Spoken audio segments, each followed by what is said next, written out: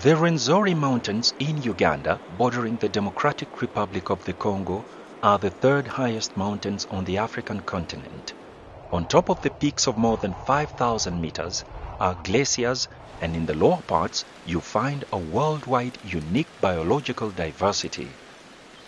UNESCO recognized the uniqueness and designated the mountainous region of the Rwenzoris a World Heritage Site in 1994.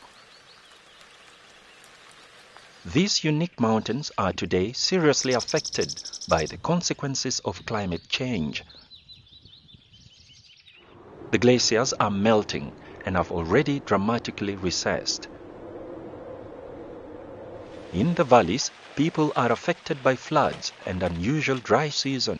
A loss of biodiversity, hydrological and agricultural change has been observed.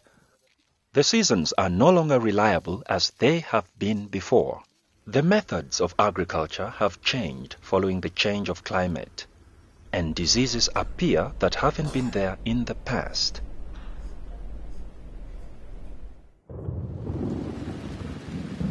The World Wildlife Fund is a major international player regarding the protection of planet Earth. WWF Uganda, in collaboration with partners such as Uganda Wildlife Authority, has realized the urgent need to actively work on the consequences of climate change in the Rwenzoris in order to protect and conserve the uniqueness of the region.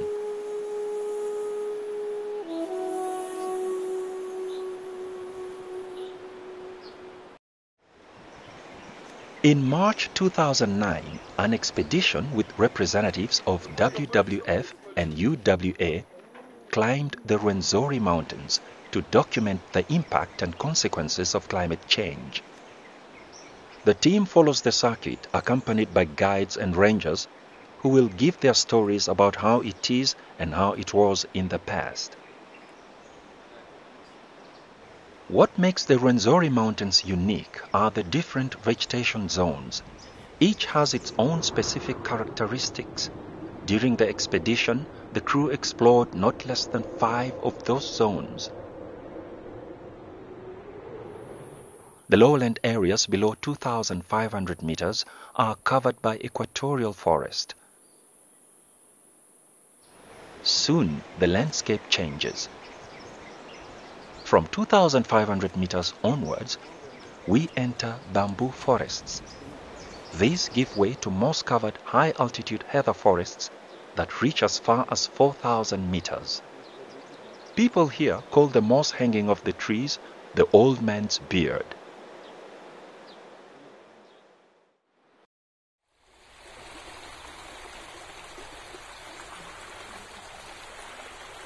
The water from the Rwenzoris benefit over 2 million people in the region.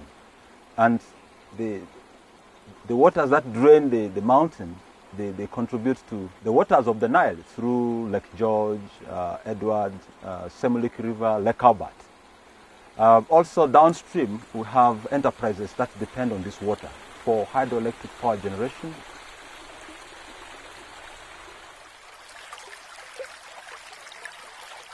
Landslides have drastically altered the Rwenzori landscape in the recent years, carving immense scars down the steep hillsides and affecting the landscape's ability to store water.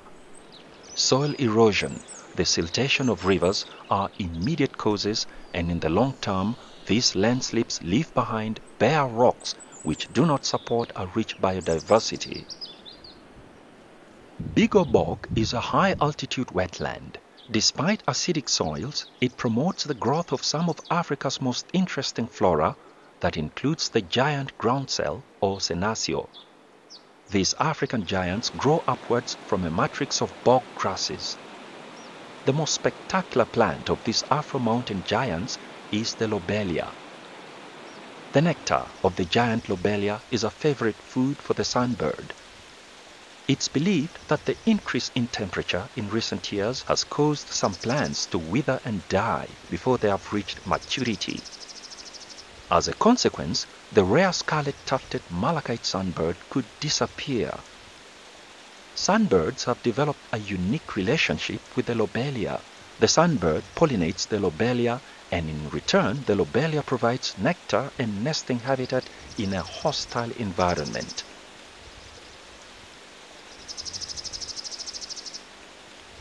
Other fauna have also been affected by the changes to the Rwenzori climate. So this is the Guinson chameleon, which is found at the lower elevation. But as per now, we have found it at 3,600 meters beyond Johnny Mate.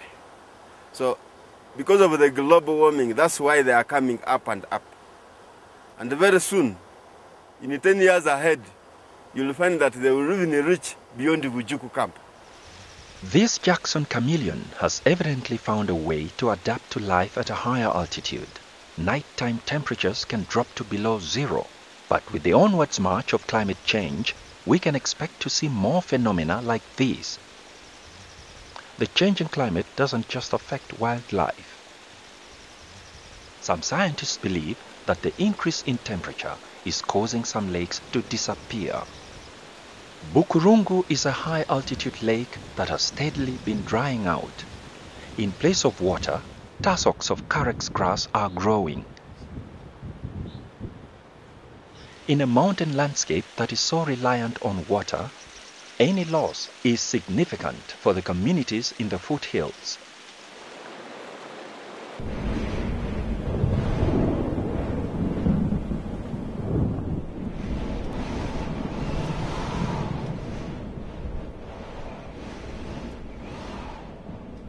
In 1906, the Rwenzori had 43 named glaciers distributed over 6 mountains with a total area of 7.5 square kilometers. By 2005, less than half of these survive with an area of about 1.5 square kilometers. A recent study determined that if current conditions continue, the glaciers may have disappeared sometime between 2015 and 2020. In 2005, 2 weather stations were placed in the mountains, 100 years after the first international team climbed the Rwenzori peaks in 1906. The Uganda Wildlife Authority has been monitoring the weather changes in terms of humidity, precipitation, wind, and temperature. They have also placed markers on the glaciers in an attempt to gauge recession of the ice.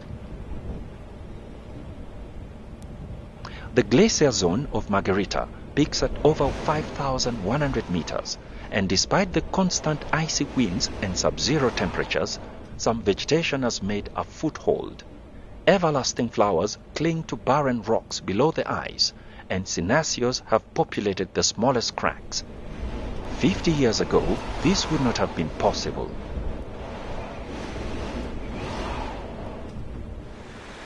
It is only as the meltwaters trickle down the mountains that life really returns.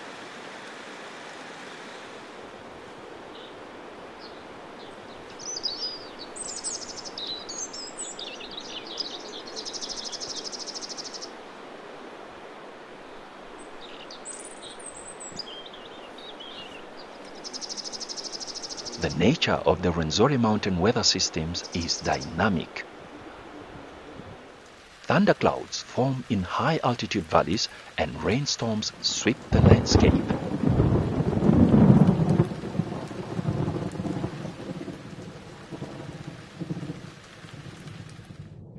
In 2008, 900 tourists visited the Rwenzori Mountains National Park. The disappearance of the snows and glaciers as a result of climate change will negatively impact on tourism through the reduced appeal of the park as a premier alpine niche termed as the Mountains of the Moon, and this may lead to reduced visitation. The ascent to the peaks by progression on snows and glaciers will become harder and reduce the enjoyment of the mountaineering experience and possibly may reduce visitation. Cost of infrastructure development, especially provision of safety and support facilities, will be high, thus increased cost of mountaineering product. There will be increased frequency of tourist rescue incidences as a result of the exposure of the steep and slippery rocks. The exposure of the rocks will require that park management equips its staff with rock climbing skills. This will bring an extra cost in tourism operations. Due to reduced visitation, communities will lose part of their livelihood support. More than 1.2 million people live on the foothills of the Rwenzori Mountains in the 3 districts of Kabarole, Kasese and Bundibujo. The vast majority of the population survives on agriculture.